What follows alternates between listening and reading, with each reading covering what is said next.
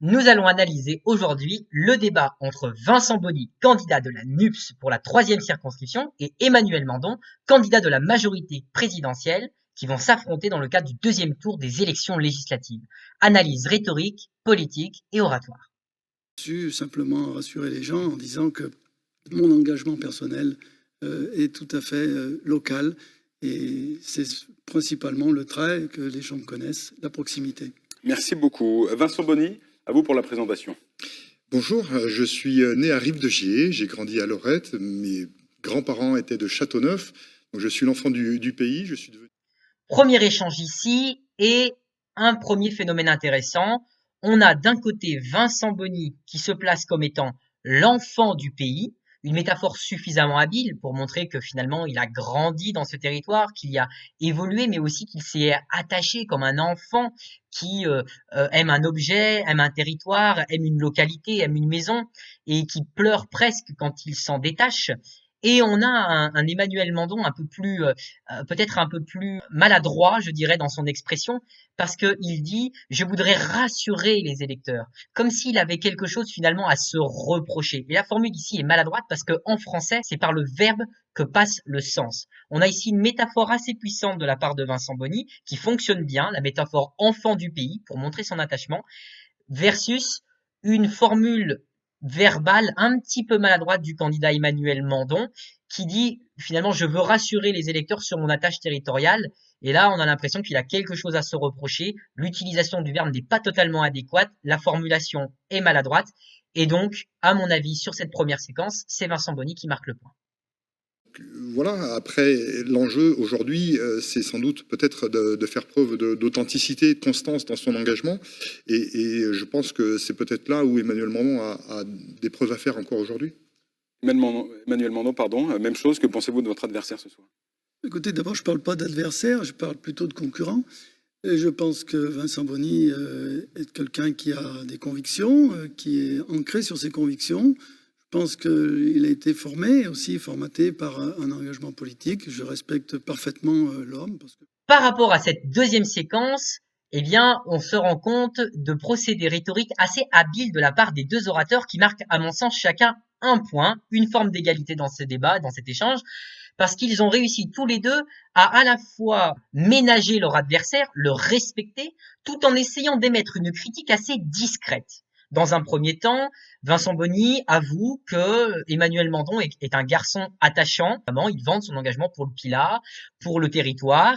Mais il va glisser une petite allusion à ces changements d'étiquette. Il va le répéter à plusieurs reprises d'ailleurs, de manière un peu plus franche les prochaines fois dans le débat, pour dire que Emmanuel Mandon change souvent d'étiquette. Et c'est vrai qu'il est passé de l'UDI à la République en marche. Mais dans tous les cas, cette attaque, elle n'est pas directe, elle est plutôt déguisée, habilement, et donc Vincent Boni arrive à émettre une critique un petit peu sous-jacente. Elle est sous-entendue, comme on le dit. On n'est pas dans un premier degré de rhétorique, on n'est pas dans une attaque ad hominem ou ad personam, on est dans une attaque déguisée.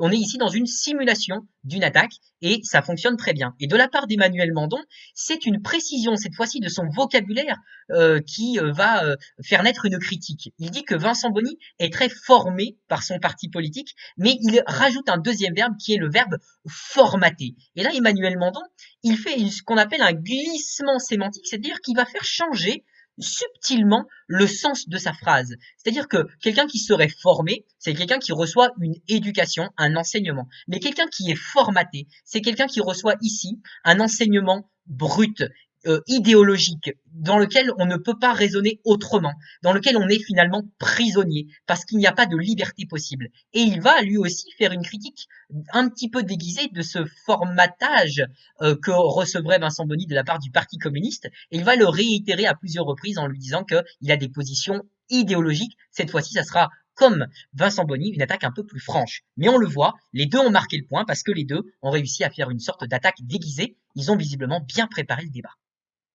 Et donc, à partir de là, on appartient à une majorité. Moi, je suis dans le cadre de la majorité présidentielle, qui est la seule alternative finalement. Mais il n'y a même pas d'alternative parce que d'un côté, c'est le chaos. Monsieur Boni, vous êtes le représentant de Monsieur Mélenchon. Oui, je suis désolé. C'est-à-dire qu'on cherche à effrayer les électeurs, peut-être, Monsieur Mandon. Mais non, parce que les pauvres, je crois qu'ils sont déjà assez inquiets d'un contexte général et d'une politique qui est tout à fait déstabilisante, celle de Monsieur Mélenchon, avec ses déclarations terribles qu'on a vu par exemple sur la sécurité, qu'on verra sur l'éducation, où on abandonne toutes nos valeurs. Dans cet échange, Emmanuel Mandon est en train de vanter son attachement à la majorité présidentielle, qui serait finalement la seule forme de gouvernement possible pour la France en 2022 jusqu'en 2027. Il le dit, finalement, il n'y a qu'une seule alternative, et il essaye de montrer finalement qu'il n'y a que Emmanuel Macron qui serait en capacité de gouverner le pays, sinon il y aurait une instabilité politique. La manœuvre est habile parce qu'effectivement la NUPES, selon les différents sondages, ne serait pas capable d'obtenir une majorité, mais aurait simplement pour objectif de faire perdre la majorité au président Macron.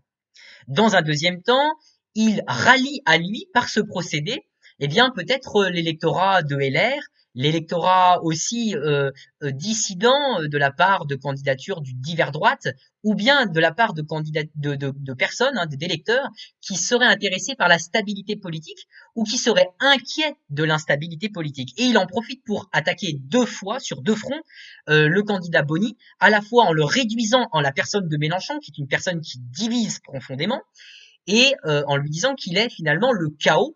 Le chaos pour deux raisons. D'abord parce que Mélenchon serait le chaos, parce qu'il est tonitruant, parce qu'il est quand même radical, et parce qu'il est aussi l'instabilité politique. Et il en profite pour rajouter une couche sur l'instabilité que nous connaissons en France, faisant finalement de la remarque de Vincent Boni un allié à sa rhétorique. En effet, Vincent Boni lui dit « mais vous voulez faire peur, vous voulez effrayer ». Et Emmanuel Mandon, intelligemment, retourne finalement l'argument de Vincent Boni, qui serait de dire que Emmanuel Mandon est en train de créer des peurs factices, en utilisant, mais finalement, oui, le contexte fait peur, la réalité fait peur, et justement, il nous faut une stabilité pour pouvoir éviter cette peur. Donc, c'est ce qu'on appelle finalement, vous savez, c'est un petit peu comme au judo, on utilise la force de l'adversaire pour le faire tomber, et là, on peut dire que Emmanuel Mandon a marqué le point, non pas en lui-même, mais il a marqué le point dans son camp, parce qu'il a réussi peut-être à rallier son camp en essayant justement de dénoncer un adversaire commun. Peut-être que tout le monde ne se ralliera pas à Emmanuel Macron, mais peut-être que certains se rallieront contre Jean-Luc Mélenchon.